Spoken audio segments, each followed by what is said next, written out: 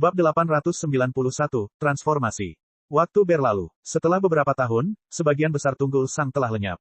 Rasanya aneh kehilangan sebagian dari diri sendiri.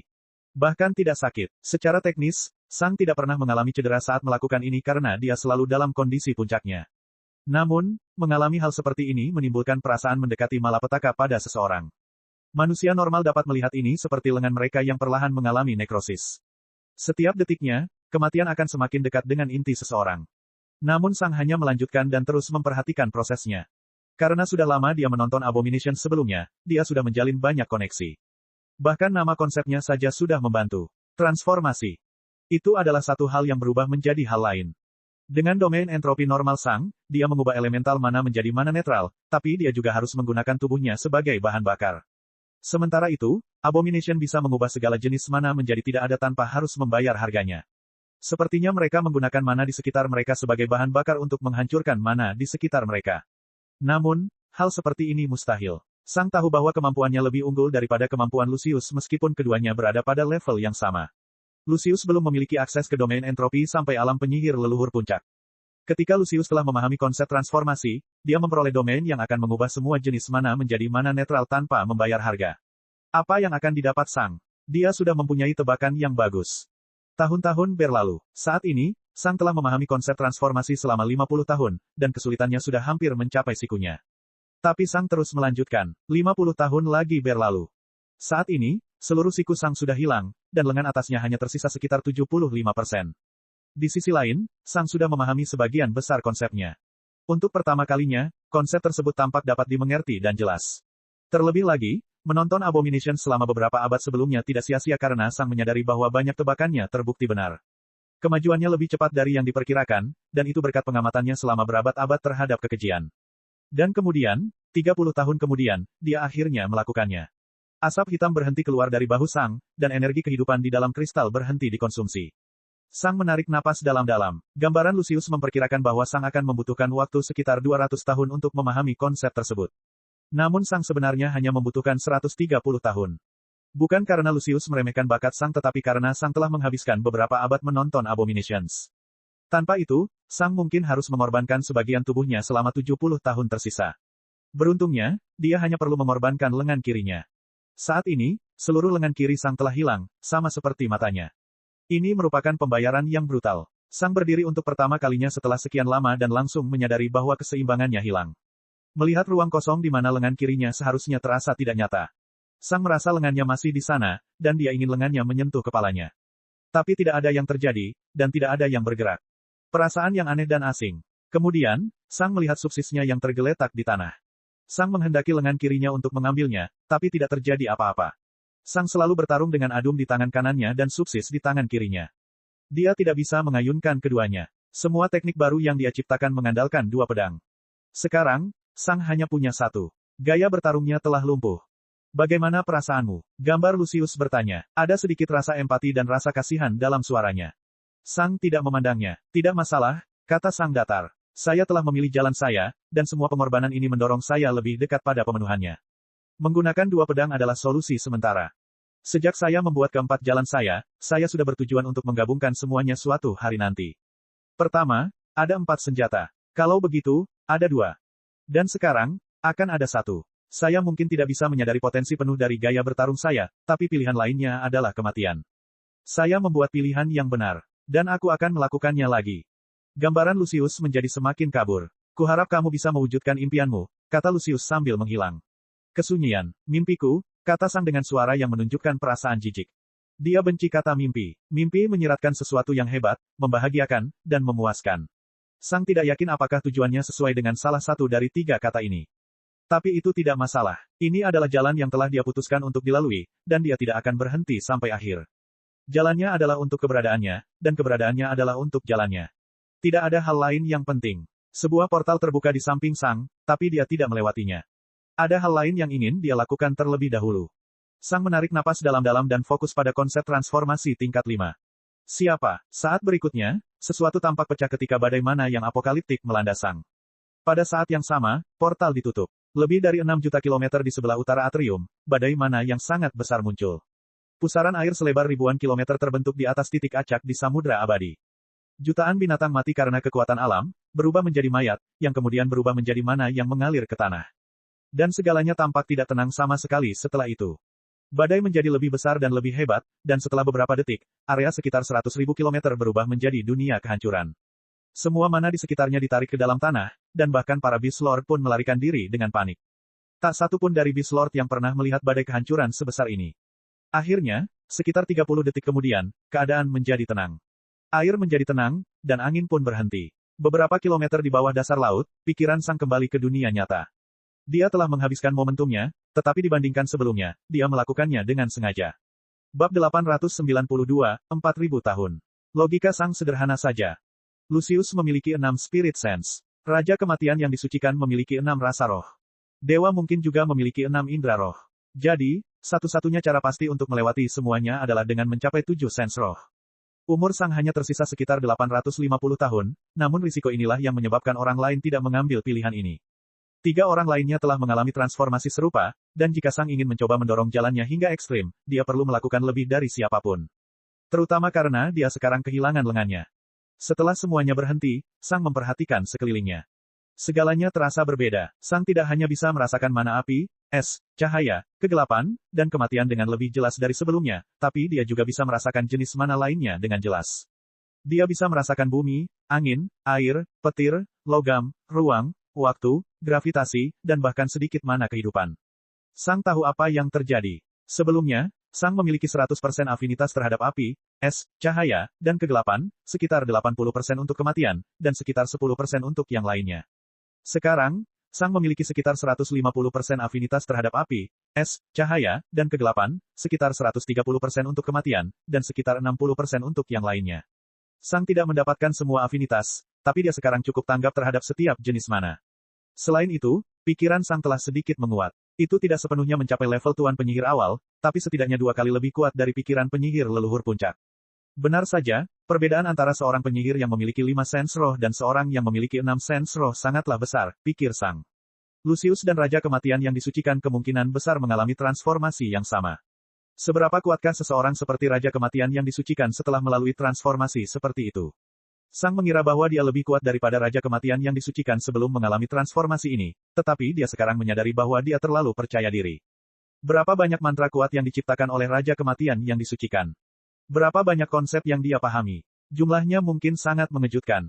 Nyatanya, Raja Kematian yang disucikan mungkin mengetahui lebih banyak konsep daripada beberapa kaisar penyihir.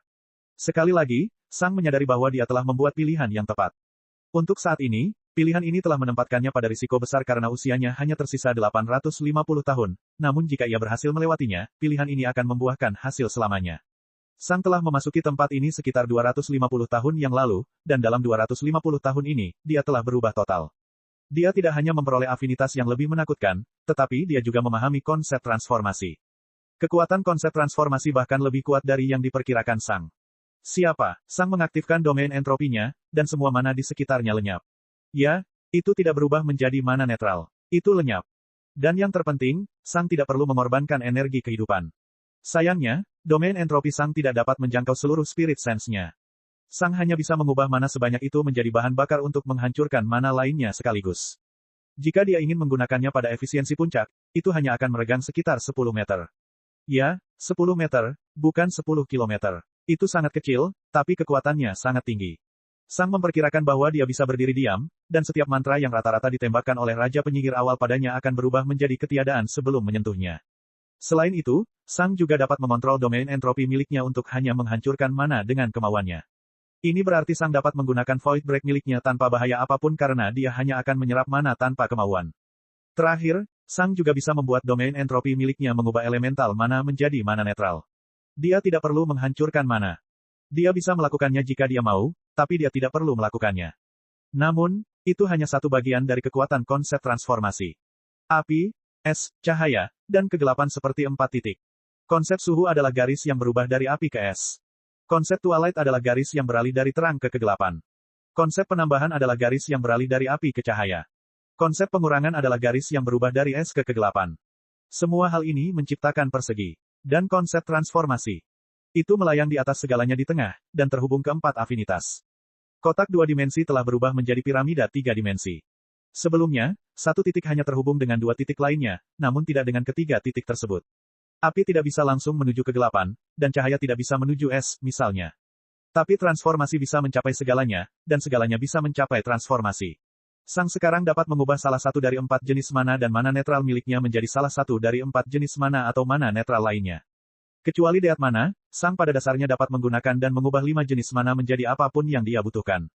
Selain itu, domain entropi miliknya dapat mengubah mana jenis lain menjadi mana netral, yang kemudian dapat diubah menjadi mana yang dapat digunakannya. Sang teringat pertarungannya melawan Mervyn dalam ujian setelah dia melarikan diri dari penyihir kerajaan Grand Mountain. Mervyn telah menyerang Sang dengan berbagai cara, dan Sang belum dapat menemukan jawaban yang memungkinkannya memblokir semua serangan tersebut pada saat yang bersamaan. Kemudian, Sang berhasil menciptakan jawaban atas semua serangan ini dengan menciptakan 4 jalur berbeda dengan 4 senjata berbeda, namun masalahnya adalah dia tidak bisa menggunakan semuanya sekaligus. Setelah itu, Sang menemukan cara untuk memberikan jawaban atas segalanya, tapi dia membutuhkan 2 pedang. Namun kini, dengan konsep transformasi, Sang bisa menjawab semuanya dengan 1 pedang. Selama dia menciptakan pedang yang pas dan gaya bertarung yang pas. Jika dia mau, dia bisa meningkatkan ukuran pedangnya dengan menggunakan Ice Mana dan menambah bobotnya dengan Light Mana, memungkinkan dia untuk memanfaatkan serangan dahsyat sekaligus pada dasarnya bertindak sebagai perisai. Tapi Sang juga bisa dengan cepat menggerakkan pedang kecilnya jika dia mau. Dan yang terpenting, semua jenis pedang yang bisa diciptakan Sang bisa menggunakan keempat afinitasnya. Saat itu, Sang belum bisa memikirkan cara untuk menggabungkan 4 gaya bertarung yang berbeda menjadi satu. Butuh waktu lebih dari 4.000 tahun, tapi dia berhasil melakukannya. Konsep transformasi. Akhirnya, Sang bisa menciptakan jalan yang mencakup seluruh kekuatannya. Babak 893, kembali. Di atas lautan abadi, sebuah portal terbuka, dan Sang melangkah melewatinya.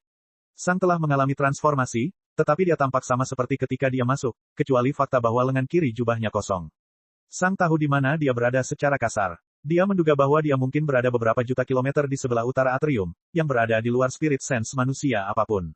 Sang berasumsi bahwa Kaisar memiliki spirit sense yang dapat menjangkau radius 1 juta kilometer, tapi itu hanya berlaku untuk seseorang yang memiliki 1 spirit sense. Kemungkinan besar, Kaisar Petir memiliki 4 sense roh, yang memungkinkan dia mengawasi seluruh kekaisarannya selama dia berada di tengah-tengahnya.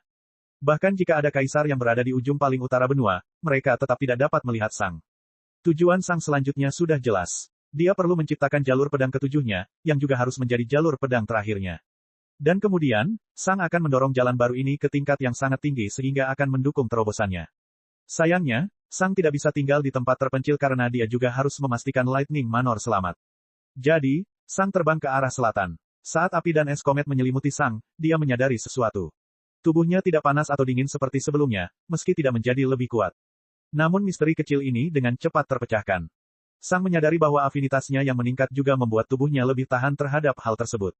Itu tidak terlalu gila. Sang menduga perlawanannya terhadap 4 afinitas utamanya telah meningkat sekitar 30%. Itu tidak akan berpengaruh banyak dalam pertarungan karena lawan yang benar-benar berbahaya bagi Sang harus sangat kuat sehingga terkena mantra mereka akan membunuh Sang 10 kali lipat. Namun, ini memungkinkan Sang menggunakan lebih banyak mana cahaya, kegelapan, api, dan es. Karena semua itu, kecepatan, pertahanan, dan serangannya meningkat sedikit. Akhirnya, Sang mencapai suatu tempat di mana dia bisa menghubungi Kaisar Petir. Sang memegang pin di dadanya. Kamu kembali, Kaisar Petir bertanya. Pada saat yang sama, Sang merasakan perbannya bereaksi terhadap kehadiran kuat yang memandangnya. Dan saat berikutnya, intensitas kehadirannya meningkat beberapa kali lipat. Sang bisa merasakan guncangan di dalam aura. Saat berikutnya, sebuah portal terbuka di depan Sang, dan dia melangkah melewatinya. Tentu saja, portal ini mengarah ke perpustakaan Kaisar Petir, dan Kaisar Petir menatap Sang dengan perasaan campur aduk antara terkejut, kasihan, dan marah. Apa yang terjadi dengan lenganmu? Kaisar Petir bertanya. Tentu saja, Kaisar Petir segera menyadari bahwa jiwa Sang menjadi lebih lemah dan dia kehilangan lengannya. Itulah harganya, kata Sang tanpa emosi. Harga untuk memahami konsep transformasi. Konsep transformasi, ulang Kaisar Petir. Apakah itu konsep yang dipahami Lucius saat itu? Ya, kata Sang. Lucius meninggalkan semacam gambaran cerdas dalam persidangan, dan saya melakukan percakapan kecil dengannya. Napas Kaisar Petir bertambah cepat. Sudah lama sekali sejak dia tidak berbicara dengan Lucius, dan dia rindu bagaimana rasanya berbicara dengannya. Apa yang dia katakan? Kaisar Petir bertanya. Dia bilang dia membutuhkan lebih dari 2000 tahun untuk memahami konsep itu, dan dia telah mengorbankan binatang leluhur puncak dan raja binatang awal untuk memahami cara kerja anti-sihir. Secara total, dia mengorbankan seluruh raja penyihir mana, kata Sang. Kaisar Petir menarik napas dalam-dalam. Butuh waktu 2000 tahun. Dia bertanya. Jelas sekali, Kaisar Petir tidak peduli dengan mana Lucius yang telah dikorbankan. Dia jauh lebih terkejut karena Lucius yang abadi membutuhkan waktu begitu lama untuk memahami konsep ini. Namun, Sang telah memahaminya dalam 200 tahun. Itu tidak masuk akal. Ya, kata Sang, tetapi karena saya tidak memiliki pengalaman memahami konsep maupun bakat dalam sihir, saya perlu memahaminya dengan cara lain. Sang ingin mengangkat lengan kirinya untuk menunjukkan bahwa lengan itu hilang, tetapi tidak terjadi apa-apa. Sekali lagi, Sang merasa ini bukanlah kenyataan. Sungguh aneh hanya memiliki satu tangan. Saya mengorbankan lengan kiri saya, kata Sang. Menurut gambaran Lucius, tidak ada yang lebih baik daripada mengalami sendiri sesuatu. Sebagai imbalan atas lengan saya memahami konsep yang rumit dan kuat ini hanya dalam waktu 130 tahun. Ini adalah perdagangan yang ingin saya lakukan, kata Sang. Kesunyian. Bagaimana dengan kekuatan pertempuranmu? Kaisar Petir bertanya setelah beberapa saat.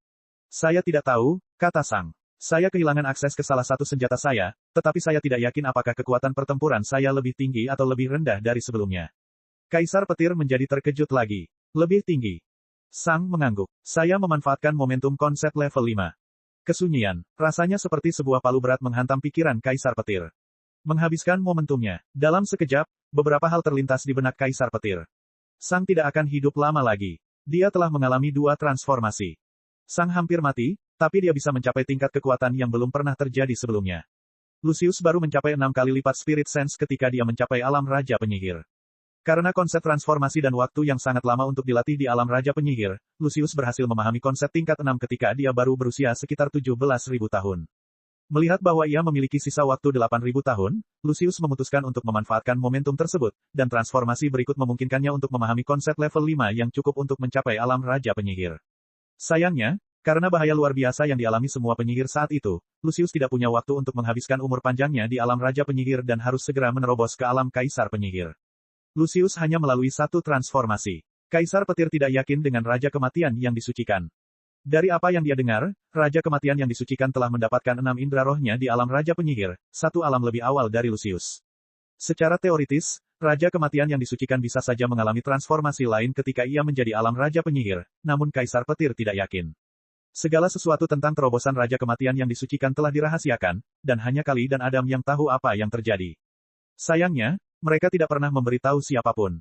Tapi sekarang, Sang telah mengalami 2 transformasi. Dan dia bisa melewati yang lain di Peak Mage Lord Realm. Emosi Kaisar Petir benar-benar merasakan betapa kuatnya Sang di masa depan. Namun, sebelum dia bisa merasakan konflik, dia mengesampingkan emosinya. Jadi, apa rencanamu sekarang? Dia bertanya. Bab 894, lalu bagaimana?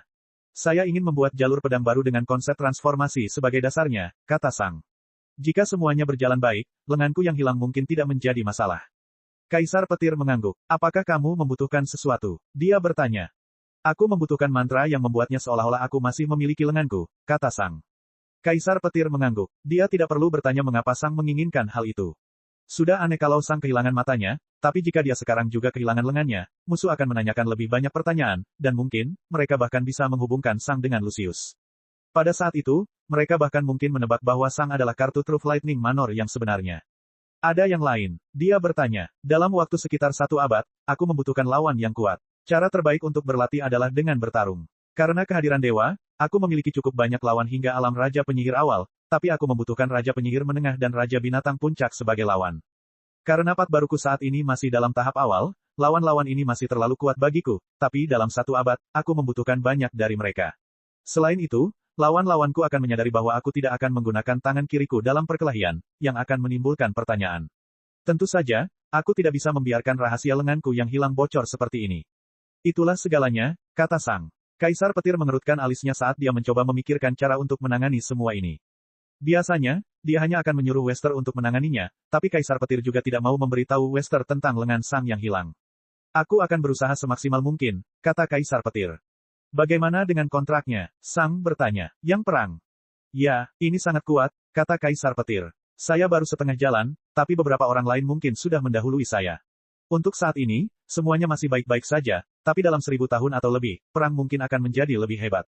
Tentu saja, Kaisar Petir tidak bisa secara langsung mengatakan bahwa dia bermaksud memutuskan kontrak. Sang mengangguk. Saat berikutnya, Kaisar Petir mengucapkan mantra yang panjang dan rumit. Sesaat kemudian, gambar sebuah lengan muncul di sisi kiri Sang, yang kemudian memadat menjadi sebuah lengan yang tampak nyata. Sang terkejut ketika dia menyadari bahwa dia bisa memindahkannya. Namun, Ia juga menyadari bahwa gerakannya lebih lambat, tidak sehalus itu, dan lengannya sangat lemah.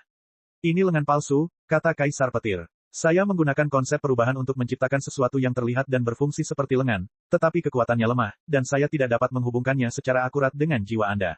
Itu hanya menafsirkan sinyal dari saraf Anda, yang jauh lebih rendah, untuk mengendalikan tubuhmu dengan jiwamu. Kamu bisa menggunakannya untuk hal-hal yang sangat mendasar, tapi kamu tidak bisa melawannya atau mengangkat benda berat. Selain itu, kamu harus berhati-hati agar tidak menghancurkannya. Ada sambungan kecil di dalam tulang yang menarik energi kehidupan, dari tubuhmu ke lengan, yang memungkinkannya beregenerasi, tapi kamu harus hati-hati. Jika kamu memutuskan sambungannya, lengan itu akan mati, dan kamu akan membutuhkan yang baru. Jadi, mohon jangan menggunakannya untuk hal lain selain menggaruk kepala atau mengangkat batu kecil, kata Kaisar Petir. Sang melihat lengannya saat dia perlahan menggerakkannya. Kemudian, dia meraih lengan bawahnya dengan tangan kanannya dan melepaskan ototnya. Sang memperhatikan bahwa dia merasakan sedikit rasa sakit, dan dia juga melihat lengannya beregenerasi. Apa yang baru saja aku katakan? Teriak Kaisar Petir. Kamu bilang tidak apa-apa selama aku tidak merusak koneksinya, kata Sang. Saya harus melihat seberapa kuat sebenarnya itu. Kaisar Petir hanya memandang Sang dengan ekspresi tidak puas, namun pada akhirnya, dia hanya menghela nafas. Ini sekuat tubuhku ketika aku berada di tahap jalan sejati, pikir Sang. Terima kasih, kata Sang Linglung. Kaisar Petir hanya mengangguk, tapi dia tidak mengatakan apa-apa. Dia saat ini sedang memikirkan beberapa hal. Kaisar Petir memandang Sang sebagai temannya, tetapi dia juga tahu bahwa Sang sangat berbeda dari Lucius. Lucius adalah pria baik yang ingin membantu semua orang. Dan Sang, Sang berbeda. Setelah Kaisar Petir melihat bahwa Sang telah mengalami 2 transformasi, dia sebenarnya mulai memikirkan masa depan. Saat ini, Sang jauh lebih lemah darinya. Tapi bagaimana ketika Sang menjadi sekuat dia? Tentu saja, Kaisar Petir bersedia mengorbankan sebagian besar dunianya untuk melakukan lebih banyak petualangan, tapi dia tidak ingin menghancurkan semuanya, dan dia juga tidak ingin mati. Ketika Sang memiliki seluruh kekuasaan di dunia, apa yang akan dia lakukan? Apa yang akan terjadi pada dunia? Lalu ada hal lainnya. Mungkin Sang adalah. Tapi kemudian, Kaisar Petir tidak menyukainya. Dia benci memiliki perasaan ini. Dia hanya ingin dunia menjadi sederhana dan tidak rumit. Pada akhirnya, dia hanya bisa menghela nafas. Sang, kata Kaisar Petir perlahan. Ya, Sang bertanya balik. Sang, Kaisar Petir mengulangi, dengan asumsi kamu mencapai alam ke-9 dan menjadi makhluk terkuat di dunia ini, lalu bagaimana? Ketika kamu membunuh kaisar lain dan menjadi dewa, dan setelah kamu membunuh dewa saat ini, lalu bagaimana? Apa yang terjadi dengan dunia? Kaisar Petir bertanya, apa yang akan kamu lakukan? Kesunyian, aku akan pergi, kata Sang. Saya ingin menjadi yang terkuat, dan jika ada lebih banyak lagi di luar sana, saya juga ingin menjadi lebih kuat dari itu. Bagaimana jika tidak ada apa-apa? Kaisar Petir bertanya, bagaimana jika kamu sudah menjadi makhluk terkuat pada saat itu? Bagaimana jika kamu terjebak di sini, sama seperti dewa saat ini? Kesunyian, kekuatanku harus ada agar bisa berarti, kata Sang setelah beberapa saat. Menjadi yang terkuat adalah tujuanku, tapi menjadi yang terkuat dalam kehampaan yang tak terbatas bukanlah sesuatu yang kuinginkan. Jadi, aku akan berusaha menyingkirkan kekejian itu. Mungkin aku bisa meningkatkan mana di dunia, meningkatkan keberadaannya. Saya menginginkan kekuasaan, tetapi saya tidak ingin menjadi satu-satunya yang berkuasa. Aku butuh musuh. Aku butuh kehidupan di sekitarku. Kaisar Petir memandang Sang sebentar. Bagaimana jika kamu tidak bisa pergi, tidak ada cara untuk menghentikan kekejian, dan tidak ada cara untuk meningkatkan mana? Lalu bagaimana? Babak 895, merancang pedang. Lalu, apa inti dari seluruh percakapan ini? Sang bertanya. Jika segala sesuatunya tidak ada harapan pada awalnya, dan semua makhluk hidup ditakdirkan untuk mati karena kekejian, apa gunanya tindakanku? Kaisar Petir memandang dengan ekspresi rumit ke arah Sang. Dia menyadari bahwa dia telah melukiskan gambaran yang sangat suram. Meskipun dia tidak berpikir bahwa segala sesuatunya akan menjadi sia-sia dan tidak ada artinya dalam hal ini, dia dapat melihat bahwa menginginkan jawaban dari Sang untuk hipotetis seperti itu adalah tindakan yang tidak jujur secara intelektual karena menilai karakter aslinya.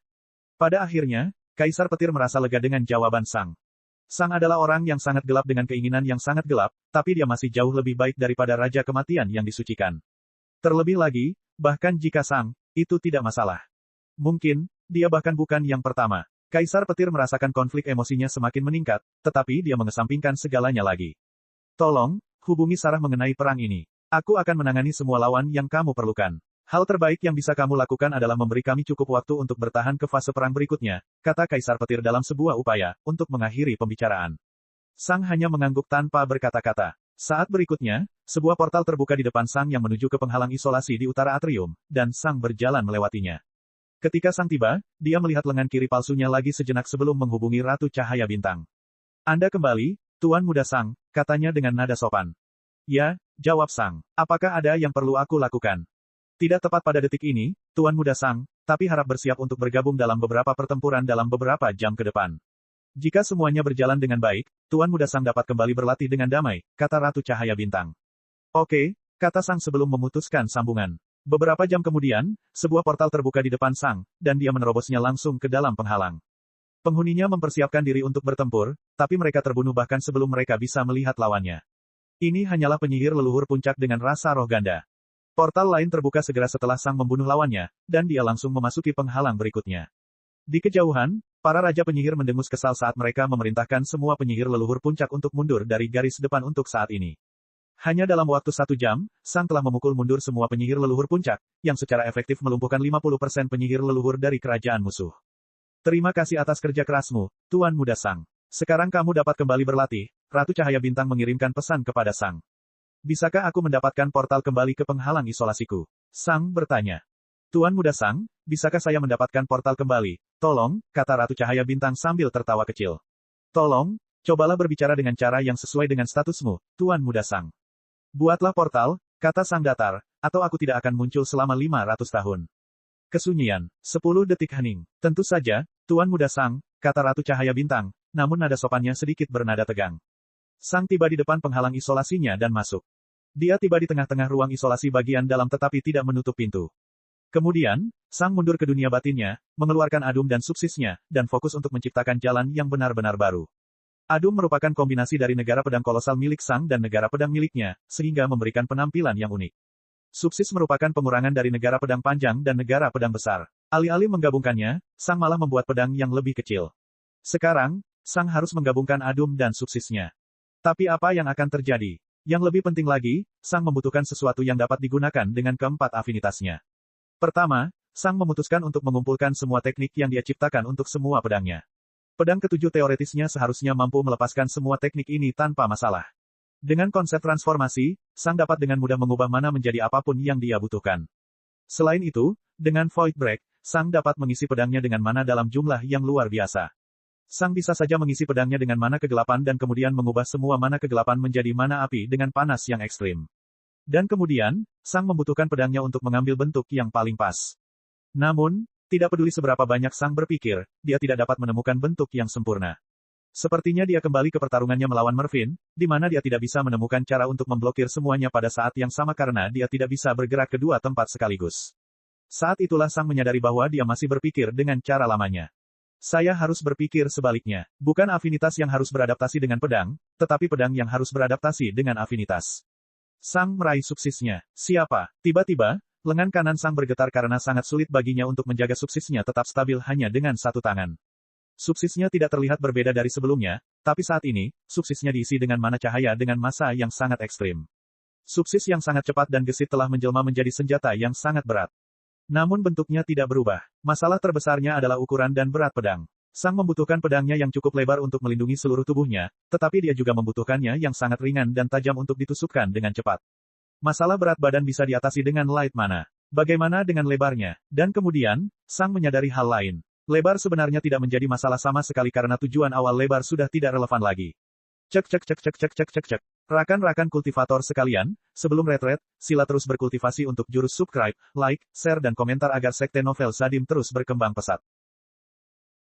Bab 896, Kontrak Rusak. Kami membutuhkan bantuan Anda, Tuan Muda Sang. Sang baru saja meninggalkan kamar isolasinya setelah 150 tahun ketika dia segera dihubungi oleh Amarius. Ya, Sang bertanya. Kali ini, kami membutuhkanmu di tempat lain, kata Amarius. Tolong, tinggalkan penghalang isolasi agar penjaga dapat menghubungi Anda. Tentu, kata Sang sebelum memutuskan sambungan dan meninggalkan penghalang isolasi. Beberapa detik kemudian, kustodian menghubunginya. Apa yang kamu butuhkan? Sang bertanya. Aku membutuhkanmu di medan perang Raja Penyihir, kata penjaga. Itu yang pertama, kata Sang. Twilight Dash Empire telah mulai meningkatkan tekanan mereka di medan perang Raja Penyihir baru-baru ini, jelas penjaga. Aku yakin Kaisar Senja-Senja berhasil menghilangkan efek penindasan dari kontrak terlebih dahulu. Kontrak tersebut seharusnya menegaskan bahwa penyihir agung dan penyihir leluhur adalah yang paling penting dalam perang. Itu berarti bahwa perencanaan untuk mengambil alih wilayah musuh hanya melalui wilayah Raja Penyihir tidak akan sejalan dengan semangat perang. Tetapi dengan hilangnya batasan tersebut, keluarga Twilight Dash akan berusaha sekuat tenaga, mengirimkan satu demi satu Raja Penyihir. Pada saat yang sama, ada beberapa contoh di mana Raja Penyihir awal sengaja mundur ke alam penyihir leluhur puncak untuk bertarung di zona alam penyihir leluhur. Mencapai alam Raja Penyihir awal pada usia 2000 tahun, memahami konsep selama 2000 tahun berikutnya dengan kekuatan mental seorang Raja Penyihir, dan kemudian terjatuh kembali untuk bertarung selama 1000 tahun sebagai penyihir puncak atau leluhur akhir adalah sebuah taktik yang jelas tidak dalam semangat perang. Tetapi mereka tetap melakukan hal itu. Selain itu, kami menemukan bahwa beberapa penyihir leluhur dan Raja Penyihir menggunakan alat yang dibuat oleh beberapa penyihir leluhur dan Raja Penyihir lainnya untuk mendapatkan keuntungan yang tidak adil dalam pertempuran. Singkatnya, keluarga Twilight Dust memberikan tekanan yang sangat besar kepada kami, dan kami tidak bisa menggunakan taktik yang sama karena kami masih terbebani oleh kontrak, kata Kustodian. Sepertinya bermasalah, jawab sang datar. Ya, jawab Kustodian. Aku ingin kamu menghancurkan bendera pembela bintang 1 untuk alam Raja Penyihir dari kerajaan senja-senja. Bendera itu dipertahankan oleh Raja Penyihir awal yang sangat kuat dengan indera roh 4 kali lipat, dan dia bahkan mungkin mempunyai beberapa pernak-pernik kecil lain yang bisa dia gunakan. Mengirimkan seorang Mage Lord dengan Spirit Sense 4 kali lipat akan membunuh mereka. Apakah kamu percaya diri menghadapi lawan seperti itu? Tanya Kustodian. Tidak masalah, kata Sang. Hal ini cukup mengejutkan Kustodian. Ya, Sang telah melompati level melawan seseorang dengan Spirit Sense 4 kali lipat, tapi ini adalah lompatan level yang juga termasuk lompatan realem. Ada banyak kerugian yang menyertainya, dan musuh bahkan mungkin memiliki beberapa mantra sekali pakai yang kuat. Sang jelas tidak bodoh, dan dia harus mengetahui semua itu. Namun, dia begitu percaya diri. Baiklah, kata Kustodian. Terima kasih atas pelayananmu. Apakah kamu siap berangkat? Sang mengangguk. Saat berikutnya, sebuah portal terbuka di depan Sang, dan dia menerobosnya.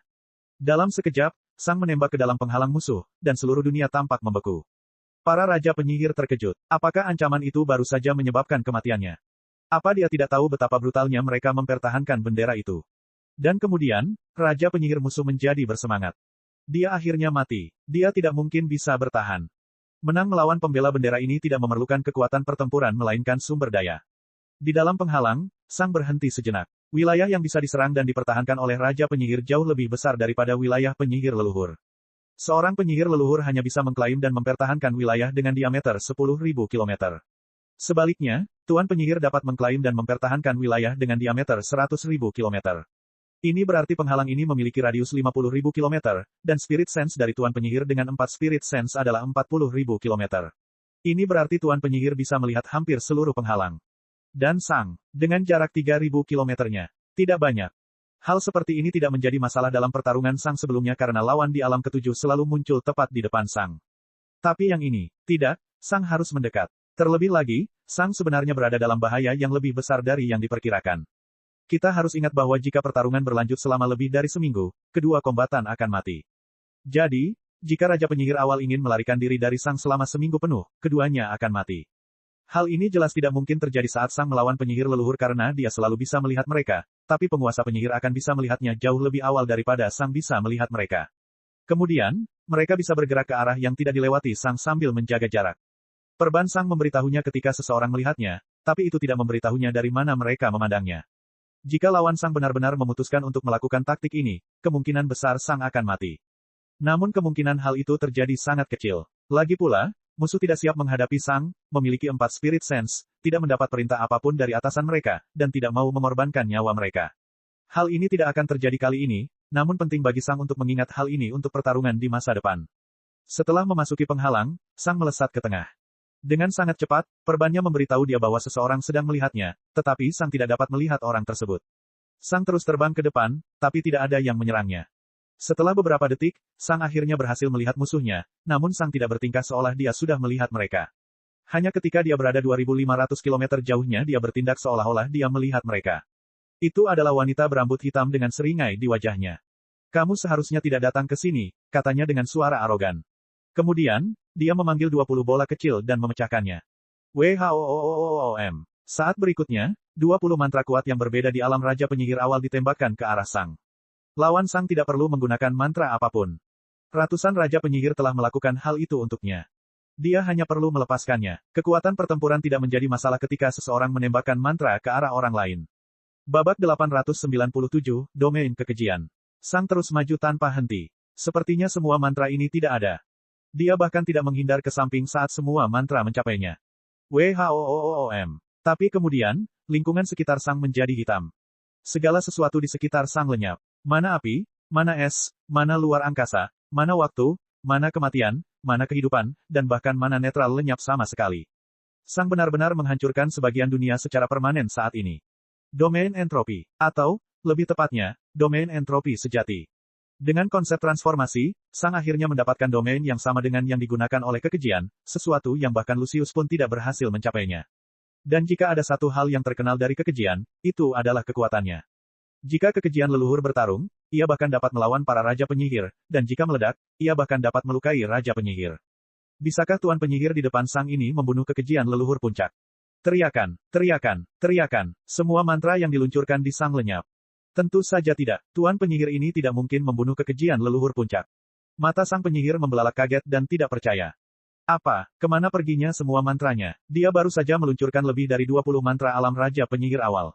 Bagaimana bisa semua mantranya lenyap? Ironisnya, hal yang membuat Raja Penyihir ini tak terkalahkan di alam Raja Penyihir awal dilawan dengan sempurna oleh domain entropi Sang. Sang Raja Penyihir membanjiri lawan-lawannya dengan jumlah mana. Melawannya seperti melawan 20 Raja Penyihir awal sekaligus. Namun itu tidak menjadi masalah bagi Sang. Domain entropi Sang tidak peduli dengan kuantitas. Itu hanya peduli pada kualitas dan kepadatan. Domain entropi Sang dapat dibandingkan dengan atmosfer bumi saat terjadi hujan meteorit. Tidak ada bedanya apakah ada 2 atau 2 miliar meteor. Jika meteor-meteor itu tidak cukup besar dan tangguh, mereka semua akan terbakar habis. Namun, hanya satu meteor yang sedikit lebih besar yang bisa melewatinya. Apa yang lebih merusak? Meteor selebar 10 cm atau 1 miliar meteor selebar 1 cm? Tentu saja, 1 miliar meteor yang berukuran lebih kecil akan jauh lebih dahsyat. Namun ketika semuanya menghantam atmosfer bumi, hanya satu meteor yang lebih besar yang akan menghantam tanah. Domain entropi Sang bekerja seperti itu, dan karena itu, semua mantra telah berubah menjadi tidak ada, meskipun mana yang telah dipamerkan lebih besar daripada seluruh cadangan mana dari Tuan Penyihir awal. Bersinar, bersinar, bersinar. Dalam sekejap, Sang menggunakan beberapa langkah mana, berhenti tepat di depan Tuan Penyihir yang terkejut. Anehnya, Sang bahkan belum sepenuhnya menggunakan setengah mana miliknya. Pikiran Sang menjadi lebih kuat, dan dengan itu, penyimpanan mana di dalam pikirannya juga meningkat. Domain entropi Sang mengelilingi Sang Raja Penyihir, dan wajahnya menjadi pucat saat dia menyadari bahwa mananya dikonsumsi dengan kecepatan yang sangat mengerikan. Itu seperti penyihir api yang kuat menembakkan sinar api terkonsentrasi ke mana shield miliknya. Ketika dia menyadari apa yang terjadi, domain entropi telah menghabiskan 30% mana miliknya. Dan Sang hanya berdiri di depannya. Tidak melakukan apapun. Mage dengan cepat mengeluarkan mana step. Dalam waktu yang dibutuhkannya untuk mengeluarkan mana step, dia telah kehilangan 30% mana lagi. Dia telah kehilangan 60% mananya hanya karena Sang berdiri di depannya. Dan saat mana miliknya ditembakkan untuk menciptakan titik jangkar di kejauhan untuk mana step. Itu lenyap. Tidak ada yang bisa meninggalkan domain kekejian yang merusak. Tidak ada mana step, spell, person, atau bahkan spirit sense. Selama benda-benda ini tidak mencapai standar Tuan Penyihir awal, mereka tidak dapat bertahan dalam domain entropi. Pada saat ini, Tuan Penyihir dipenjarakan di dunia kegelapan yang tidak bisa dia hindari. Dia hanya bisa melontarkan pandangan ngeri untuk terakhir kalinya pada Sang yang tanpa ekspresi. Mana shield miliknya lenyap, dan kemudian, dia menghilang. Dia telah mati di domain kekejian, sama seperti banyak penyihir kuat sebelumnya. Namun, domain ini berbeda. Tuan Penyihir tidak menyadarinya, tapi mana yang dikonsumsi Sang ketika dia muncul di hadapannya tidak hilang. Sebaliknya, setiap bagian mana yang hilang dari penguasa penyihir di dalam domain entropi Sang, termasuk mana shield dan tubuhnya, telah berubah menjadi mana netral, yang telah didorong ke sekitarnya. Karena dia dipenjara di dunia kegelapan, dia tidak bisa melihat badai mana netral yang menyebar ke seluruh penghalang dan seterusnya. Faktanya, orang-orang yang menonton telah menyadari bahwa badai mana netral yang sangat padat telah keluar dari penghalang, dan mereka cukup bingung dengan hal itu. Alasan mengapa Sang melakukan ini sangatlah jelas. Raja Penyihir akan menyadari jika semua mana yang disimpan di dalam Raja Penyihir lenyap dari dunia. Setiap kali Sang membunuh seseorang, mana mereka tetap ada di dunia. Itu disimpan di bagian tubuh, tetesan darah, jiwa yang berhamburan, abu, atau langsung dikembalikan ke dunia untuk dikembalikan sebagai mana netral. Tentu saja, pemecahan mana semacam ini memerlukan waktu cukup lama, dan tidak menimbulkan badai mana. Meski begitu, Raja Penyihir bisa merasakan kehadiran mana itu. Dan jika semua mana dari Tuan Penyihir telah lenyap, mereka akan langsung terkejut dan bertanya. Menghapus mana, itu adalah sesuatu yang hanya bisa dilakukan oleh kekejian. Dan mungkin Kaisar Petir. Tapi selama mana masih ada, apapun bentuknya, Raja Penyihir tidak akan menghubungkan Sang dengan kekejian. Namun, hal itu tidak mengurangi keterkejutan mereka banyak. Lagi pula, Sang baru saja membunuh Raja Penyihir awal berwas 4 yang syarat dengan senjata yang tidak adil. Untungnya, para Raja Penyihir tidak mengetahui dengan cara apa Sang menang, atau mereka akan segera merencanakan untuk membunuhnya, berapapun risikonya. Seorang Raja Penyihir awal dengan sense roh 4 kali lipat, seseorang yang satu tingkat di atas Sang. Dilengkapi dengan ratusan mantra sekali pakai. Sempat kalah dari Sang. Dan Sang bahkan belum mengeluarkan senjatanya. Babak 898, hati pedang tercapai. Penghalang itu perlahan berubah menjadi transparan, dan para raja penyihir tidak dapat mempercayai apa yang mereka lihat. Ancaman itu masih hidup, dan mage mereka sendiri tidak terlihat. Kemudian, mereka menyadari bahwa badai mana netral datang dari mayat Tuan Penyihir, dan keterkejutan di pikiran mereka berlipat ganda. Ini bukanlah sesuatu yang mudah untuk dilakukan. Seseorang tidak bisa begitu saja mengubah keberadaan seseorang menjadi mana netral. Setidaknya bukan seseorang di level itu. Inheritor Sphere jelas bisa melakukan hal seperti itu, tapi Inheritor Sphere adalah perangkat yang mahal dan sangat canggih yang hanya bisa dibuat dan digunakan oleh Mage King dan yang lebih kuat. Melakukan hal seperti itu membutuhkan 4 konsep level 5 yang berbeda. Sang berada di alam puncak ke-6. Dan dia bahkan bukan seorang mage. Bagaimana dia melakukannya? Bagaimana dia bisa mengubah Raja Penyihir awal menjadi gelombang mana netral? Juga, bagaimana dia masih hidup? Para Raja Penyihir bahkan tidak berkomunikasi satu sama lain karena mereka masih mencoba memproses hal-hal yang baru saja mereka saksikan. Dan setelah beberapa detik, mereka juga menyadari hal lain. Twilight Dust Empire telah kehilangan bendera pembela penyihir bintang 1 mereka. Tepat ketika Tuan Penyihir mulai menjadi penting dalam perang.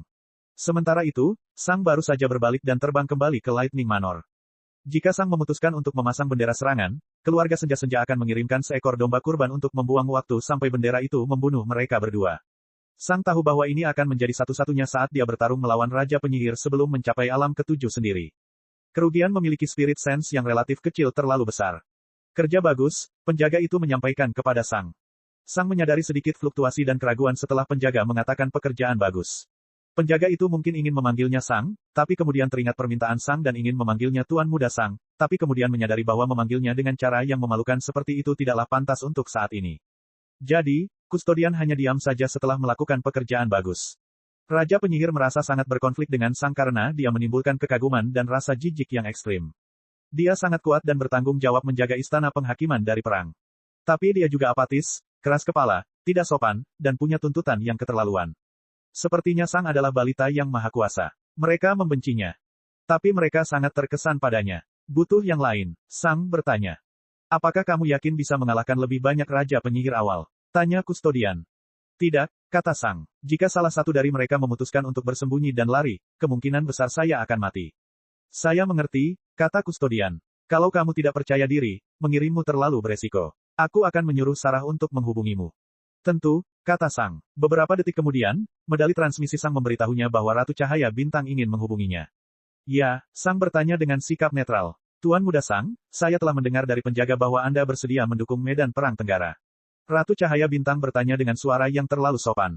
Langsung saja, kata Sang. Kesunyian, ada 2 penyihir leluhur puncak yang menyerang. Masuk melalui portal, katanya netral. Sebuah portal muncul di depan Sang, dan dia menerobosnya. Beberapa detik kemudian, Sang telah menangani kedua penyerang tersebut, dan sebuah portal muncul di depannya tanpa dia memintanya. Sang melihat penghalang isolasinya melalui portal dan berjalan melewatinya. Portal di belakang Sang tertutup, dan dia sendirian di depan penghalang isolasinya lagi. Kemudian, Sang menyentuh pin yang tergantung di jubahnya dan menghubungi Kaisar Petir. Hei, Sang, ada apa? Kaisar Petir bertanya dengan suara ceria. Saat ini, Sang sudah terbiasa dengan cara bicara Kaisar Petir yang sangat santai. Kemajuan saya, dalam beberapa hal, sangat cepat dan sangat lambat, kata Sang. Kaisar Petir berkedip beberapa kali di kantornya. Saya sudah memahami impose terbaru saya sekitar 70 tahun yang lalu, jauh lebih cepat dari perkiraan saya, tapi saya belum membutuhkan lawan saya. Saya menemukan cara untuk memanfaatkan lawan saya saat ini sampai saya memahami Sword Heart, yang akan membawa saya berkeliling 50 tahun lagi. Tapi sebenarnya, saya membutuhkan lawan saya. Apakah Anda sudah memikirkan sesuatu? Sang bertanya. Aku sudah menangani semuanya, kata Kaisar Petir. Aku memberimu banyak sekali lawan yang tidak mau membicarakan kekuatanmu kepada orang lain, tapi ada 2 batasan. Yang mana? Sang bertanya. Pertama, kamu tidak bisa melawan mereka di dekat penghalang isolasi. Kamu harus pergi ke tempat lain. Apakah aku akan aman dari kerajaan lain? Sang bertanya. Jangan khawatir, di tempat itu sudah terpasang portal permanen dan relay spirit sense untuk keperluan pribadiku. Aku bisa sampai di sana dengan sangat cepat dan bisa melihat semuanya, kata Kaisar Petir dengan santai. Sang mengangguk. Pembatasan lainnya, kamu tidak bisa membunuh lawanmu. Kamu bisa memutuskan apakah kamu ingin memberi mereka izin untuk membunuhmu atau tidak, tapi kamu tidak diperbolehkan membunuh mereka dalam keadaan apapun. Jika salah satu dari mereka mati, semuanya akan menjadi sangat buruk, kata Kaisar Petir. Aku mengharapkan hal seperti itu, kata Sang tanpa terkejut. Bagus. Kalau begitu, hubungi aku lagi kalau kamu sudah siap. Kamu bisa pergi kapan saja, kata Kaisar Petir. Tentu, terima kasih, kata Sang tanpa sadar sambil memutus sambungan. Sang memasuki penghalang isolasinya lagi dan terus mencoba pedangnya melawan para Raja Penyihir awal dan Raja Binatang awal di dunia batinnya. Saat ini, lawannya sangat mudah dikalahkan oleh Sang, tapi selama dia tidak menggunakan elemen atau mana apapun, dia masih bisa melawan mereka dengan seimbang. Sekitar 50 tahun kemudian, Sang memahami pedang hati untuk pedang barunya, dan dia meninggalkan keterasingannya. Dia dengan cepat membunuh penyihir leluhur puncak lainnya dari Istana Penghakiman sebelum memberitahu Kaisar Petir bahwa dia sudah siap. Sesaat kemudian, dua hal terjadi. Pertama, lingkaran mana yang rumit dan kuat muncul di sekitar lengan kiri palsunya. Lingkaran mana memiliki efek pembatasan yang kuat pada lengan kiri Sang, membuatnya mustahil untuk menggerakkannya. Tapi itulah intinya, jika ada yang menonton, tidak ada yang akan terkejut jika Sang tidak menggunakan lengan kirinya. Bagaimanapun, hal itu telah ditekan. Alasannya mungkin ada hubungannya dengan pelatihan. Kemudian, sebuah portal terbuka di depan Sang, dan dia berjalan melewatinya. Dengan sangat cepat, Sang menyadari siapa lawannya, dan dia menyadari bahwa seharusnya tidak ada masalah besar mengenai rahasianya. Babak 899, binatang paling kuat. Di depan Sang terdapat gunung-gunung besar, yang menembus awan yang dipenuhi petir. Petir meledak di mana-mana, dan Sang hampir tidak bisa melihat tumbuhan apapun. Tapi faunanya jelas tidak mengecewakan. Sang bisa merasakan banyak Ark Beast dan beberapa Ancestral Beast. Sang segera tahu di mana ini. Pulau Raja Guntur, pikir Sang. Raja Guntur adalah raja binatang yang tinggal di pulau paling barat laut di dunia, dan merupakan bagian dari wilayah Lightning Manor. Tentu saja, Raja Guntur tidak mungkin menolak Lightning Manor, jadi dia hanya bisa menuruti apapun yang diinginkan Lightning Manor darinya.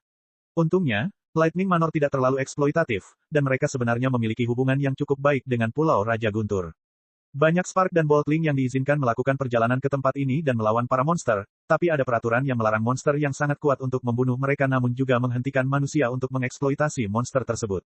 Binatang tidak ambisius seperti manusia. Selama mereka bisa menjadi lebih kuat dan bisa menemukan tempat yang aman untuk mundur, mereka tidak akan peduli lagi.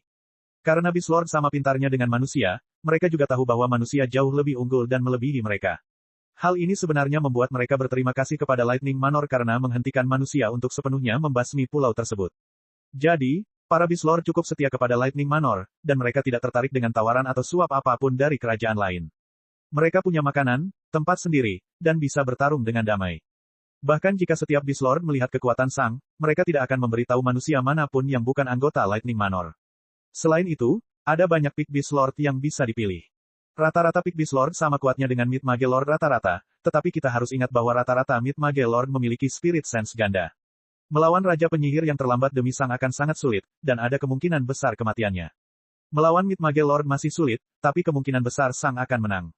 Jadi, melawan Pig Beast Lord adalah hal yang dibutuhkan Sang, terutama karena monster bertarung dengan tubuh mereka.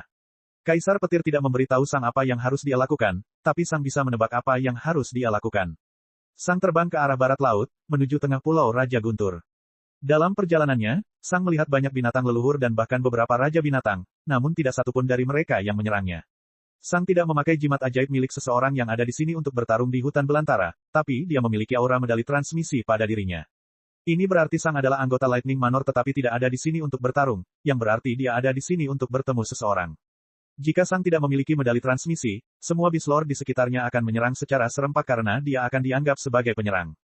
Tentu saja, ada beberapa orang yang menyelinap ke Pulau Raja Guntur untuk membunuh binatang langka dan kuat secara ilegal, tapi jumlah orang ini sangat sedikit.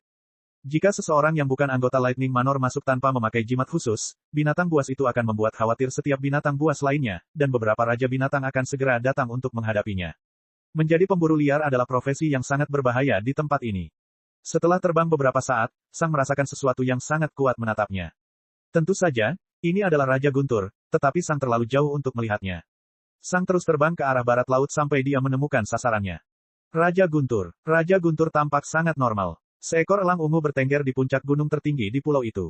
Elang itu tingginya hampir 5 meter, tetapi mana petir yang mengalir keluar darinya bertanggung jawab atas badai petir paling hebat di tengah 100.000 kilometer pulau itu. Badai petir lainnya di pulau itu adalah hasil dari banyak Beast Lord dengan Lightning Affinities. Kecuali warna dan ukurannya, elang itu tampak hampir seperti elang pada umumnya. Binatang buas setinggi 5 meter bahkan ada di panggung prajurit dan sangat umum di panggung umum. Dibandingkan dengan Raja Hadean, Raja Guntur tampaknya tidak terlalu mengesankan. Namun, Sang tahu bahwa Raja Guntur lebih kuat dari Raja Hadean. Raja Guntur memiliki aura khusus yang sangat jenius, sesuatu yang belum pernah dirasakan Sang sebelumnya pada binatang buas. Selain itu, Sang telah merasakan tatapannya padanya ketika dia berada sekitar 400.000 kilometer darinya. Seekor binatang buas dengan spirit sense 4 kali lipat. Sang bahkan belum pernah mendengarnya. Karena penampilannya, Sang secara alami teringat pada Storm Eagle. Sang masih ingat bagaimana perasaannya ketika Storm Eagle raksasa itu melesat di atas Warriors Paradise. Namun, Raja Guntur jauh lebih kuat daripada Storm Eagle saat itu. Sang bisa memusnahkan Storm Eagle dengan jentikan jarinya. Dan Raja Guntur bisa melakukan hal yang sama pada Sang. Saat Sang memandang Raja Guntur, dia menyadari sesuatu.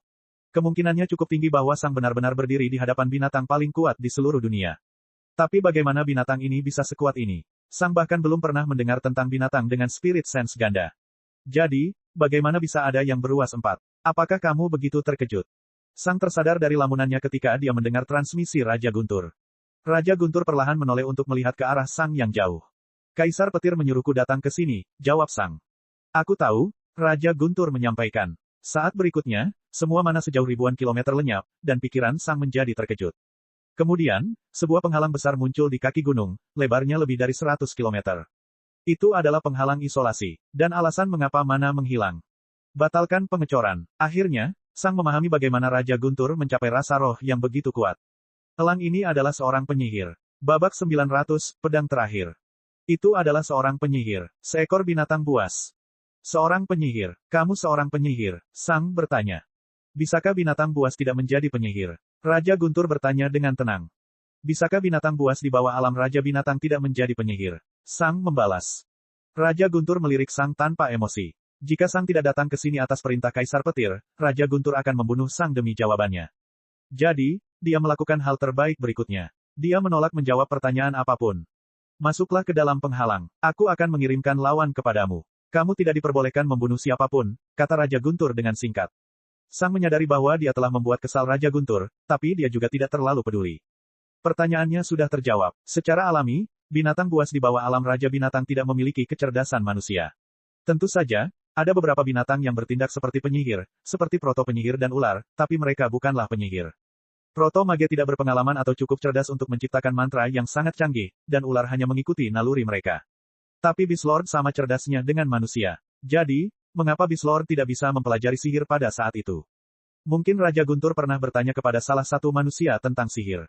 Sang dapat membayangkan seorang peneliti, seperti Raja Segudang, menjadi sangat tertarik pada seekor binatang yang ingin mempelajari sihir. Jangan mengirimkan apapun di bawah alam Raja Binatang buas akhir, kata Sang. Raja Guntur tidak menjawab. Jika mereka mempunyai kekuatan, mereka boleh membunuh saya, namun jika ada di antara mereka yang mencoba melakukan tembakan murahan setelah saya jelas-jelas menang, saya akan membunuh mereka, kata Sang. Raja Guntur tidak menunjukkan reaksi apapun. Akhirnya, Sang memasuki penghalang isolasi dan menunggu. Tentu saja, karena Raja Guntur telah menciptakan penghalang isolasi, ia masih bisa melihat apa yang terjadi di dalam. Satu-satunya alasan mengapa ia menciptakan penghalang isolasi adalah untuk menghentikan manusia yang berpotensi memata-matai menonton pertarungan Sang. Di dalam penghalang isolasi, Sang menunggu hingga lawan pertamanya tiba beberapa menit kemudian. Itu adalah seekor kuda perak dengan tanduk panjang, surainya yang megah berderak karena kilat. Sang teringat pada kuda Guntur ketika dia melihat yang ini. Jelas sekali, kuda Guntur tidak bisa dibandingkan dengan yang ini. Bagaimanapun, yang ini adalah Raja Binatang yang terlambat. Meskipun Raja Guntur tidak menjawab, dia jelas-jelas mendengarkan.